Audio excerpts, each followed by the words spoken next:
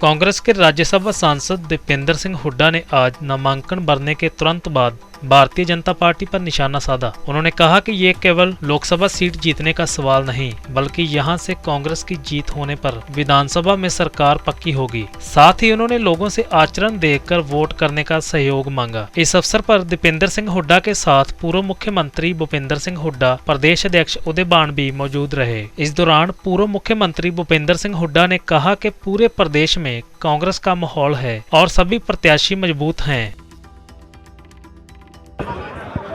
हमें विश्वास है कि रोहतक से लोगों का आशीर्वाद मिलेगा और कांग्रेस पार्टी के उम्मीदवार के रूप में लोगों के आशीर्वाद से यहाँ पर एक बड़े बहुमत से कांग्रेस पार्टी जीतेगी।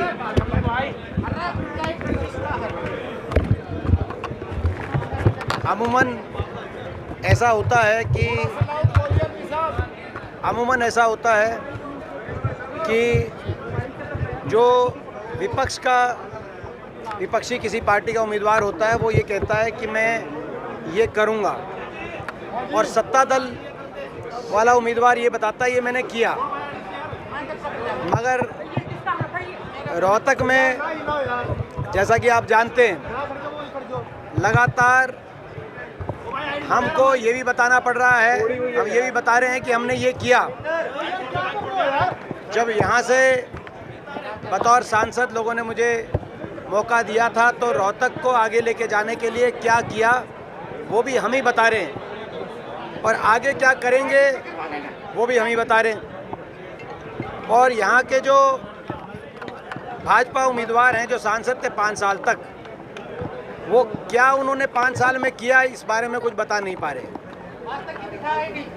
आपको याद होगा लगातार पिछले कई महीनों से आपके बीच में मैंने पूरा ये रिपोर्ट कार्ड जारी किया कि हमने जब यहाँ से मुझे मौका मिला था बतौर सांसद तो क्या सब किया था।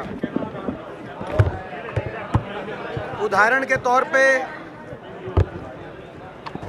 जब मेरा कार्यकाल रहा बतौर सांसद, रोहतक में 250 से ज़्यादा नए सरकारी शैक्षणिक संस्थान स्थापित किए गए थे रोहतक लोकसभा क्षेत्र में, जिसमें IIM, IIT, AIIMS, FDDI, footwear design development institute of hotel management, universities, colleges इत्यादि 250 से ज़्यादा सरकारी संस्थान, जिसमें लगभग 200 के करीब स्कूल हैं और 50 उच्च शिक्षा के संस्थान। इसी प्रकार से एम्स, नेशनल कैंसर इंस्टीट्यूट, एक हेल्थ यूनिवर्सिटी, 4 नए सुपर स्पेशलिटी के साथ 68 रोहतक लोकसभा क्षेत्र में उस समय अस्पताल, PHC, CHC ग्रामीण स्तर के और कस्बों के अस्पताल स्थापित करवाने का काम मैंने करवाया था। 2 थर्मल के बिजली की पूर्ति के लिए 2 थर्मल के कारखाने उस समय लगाए गए, स्थापित किए गए थे झज्जर में। सड़कों के माध्यम से 12 मेरे कार्यकाल में राष्ट्रीय राजमार्ग नोटिफाई हुए थे 1080 किलोमीटर के रोहतक लोकसभा क्षेत्र के, और 17 शहरों और कस्बों में बाईपास उस समय बने थे। महम का बाईपास, रोहतक का बाईपास, भादुगढ़ का बाईपास, कलानौर का बाईपास, झज्जर का बाईपास, बादली का बाईपास, कोसली का बाईपास, छारा का बाईपास, ये सभी उस समय बने थे। इसी प्रकार से रेल और मेट्रो के सफ़र के लिए झज्जर को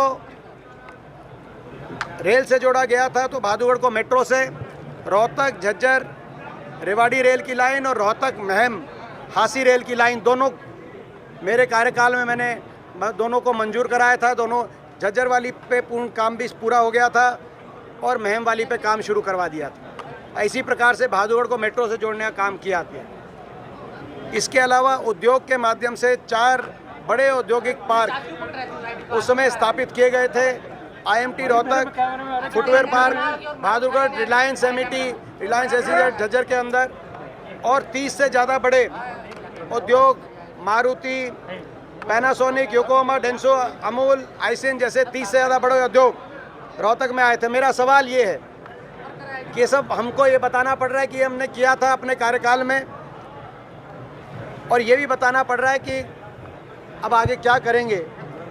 मगर मौजूदा सांसद ये बताएं कि क्या एक भी कोई स्कूल, कॉलेज, अस्पताल इनके कार्यकाल में रोहतक लोकसभा क्षेत्र में ये बनवा पाए? क्या 1 इंच भी मेट्रो को आगे बढ़ा पाए? क्या एक भी बड़ा कोई औद्योगिक क्षेत्र लगा पाए, कोई थर्मल का कारखाना लगा पाए? कोई एक काम भी रोहतक लोकसभा क्षेत्र के लिए मौजूदा सांसद बताएं। और हमारा अब आगे क्या और हमारा देखो, हमारा जो आगे विकास के रफ्तार आगे दोबारा से जो इस सरकार में विकास की रफ्तार, विकास की पटरी से उतर गया हरियाणा प्रदेश और रोहतक लोकसभा क्षेत्र। दोबारा से हरियाणा खुशहाली में देश में नंबर 1 हो और रोहतक लोकसभा क्षेत्र विकास के मानचित्र में देश में अपनी पहचान बनाए दोबारा। ये हमारा संकल्प है। और हमारा संकल्प है मेट्रो जो 10 साल तक आखिरी खंभा जहाँ मैं छोड़ के गया था वहीं खड़ी है। मेट्रो रोहतक तक पहुँचे।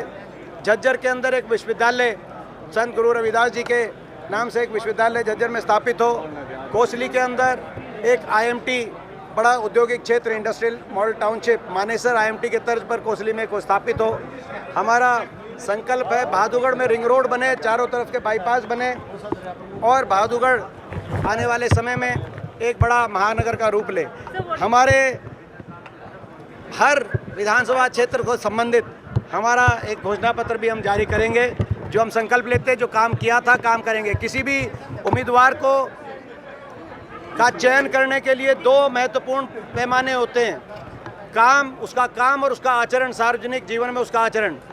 मेरा काम भी रोहतक लोकसभा क्षेत्र और प्रदेशवासियों के सामने है।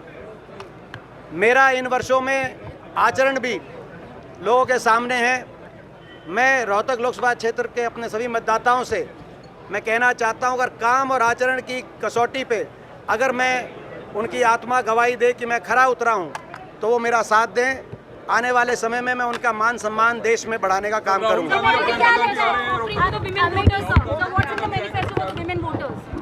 देखिए, प्रचार में जो भी हमारे शीर्ष नेतृत्व हैं, जैसे किसी कोई जब कार्यक्रम बनेंगे आपको बताएंगे।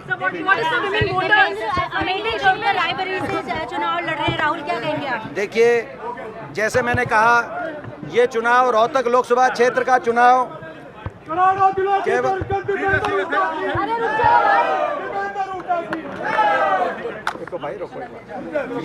ये चुनाव रोहतक लोकसभा क्षेत्र का चुनाव केवल एक सांसद बनाने का ही चुनाव साबित नहीं होगा। ये सांसद बनाने का ही चुनाव साबित नहीं होगा, ये हरियाणा में बदलाव लाने का भी चुनाव साबित होगा। रोहतक लोकसभा क्षेत्र से जिस दिन यहाँ से लोगों के आशीर्वाद से बड़े बहुमत से हम जीतेंगे, उसी दिन हरियाणा की अगली सरकार की नींव रोहतक चुनाव के नतीजे से रखने का काम रोहतक के लोग करेंगे। क्या आपकी जीत रोहतक की चौधरी को वापस लाएगी? कितनी सीटें आएंगी? हरियाणा के अंदर ना सिर्फ रोहतक बल्कि 10 की 10 सीट कांग्रेस गठबंधन जीतेगा। जो हरियाणा का माहौल बना है आज आप सब उसके साक्ष्य गवाह हैं। हरियाणा के अंदर लोग बदलाव चाहते, इस सरकार से दुखी हैं। भाजपा ने भी लोगों की नाराज़गी को भांपते हुए एम चुनाव से पहले अपना मुख्यमंत्री और उप मुख्यमंत्री के चेहरे बदले, लेकिन भाजपा अब क्या चेहरे बदलेगी? अब तो ये जनता है, जनता सरकार बदलेगी और 10 की 10 सीट कांग्रेस का गठबंधन हरियाणा में जीतेगा। कल मैं देख रहा था कि कल जो नामांकन हुआ उसमें जो यहाँ के हमारे सांसद थे, जिन्होंने 5 साल तक ना लोगों के बीच में गए और ना ही कुछ किया, उन्होंने उम्मीदवार के रूप में राजनाथ सिंह जी के आगे कहा कि यहाँ सैनिक स्कूल स्थापित किया जाए। लेकिन उनसे क्या उम्मीद की जाए जिन्होंने सैनिकों को ही अग्निवीर बना दिया। देश के सैनिकों को ही अग्निवीर बनाने के बाद जले आप पे नमक छिड़कने का काम करते हुए यहाँ के उम्मीदवार ने 5 साल के बाद क्षेत्र की एक बात उठाई, तो ये उठाई कि यहाँ सैनिक स्कूल बनाया जाए। ये कहानी आगे। ये अच्छा माहौल है और और जन समर्थन मिल रहा है, भारी बहुमत से इनकी विजयी होगी। आप और जगह भी नॉमिनेशन करा के आए गए हैं, सब जगह मैं कह सकता हूँ जो समर्थन कांग्रेस को मिल रहा है, जिस प्रकार से हमारे मजबूत कैंडिडेट उतरे हैं, कांग्रेस के पक्ष में स्वीप होगा। अच्छा, हरियाणा में घूम रहे सर, किस तरह का माहौल लग रहा है आपको? बताया तो अभी स्वीप होगा कांग्रेस के हक में, अभी तो बताया है कांग्रेस के हक में स्वीप होगा, इतना जन समर्थन मिल रहा है।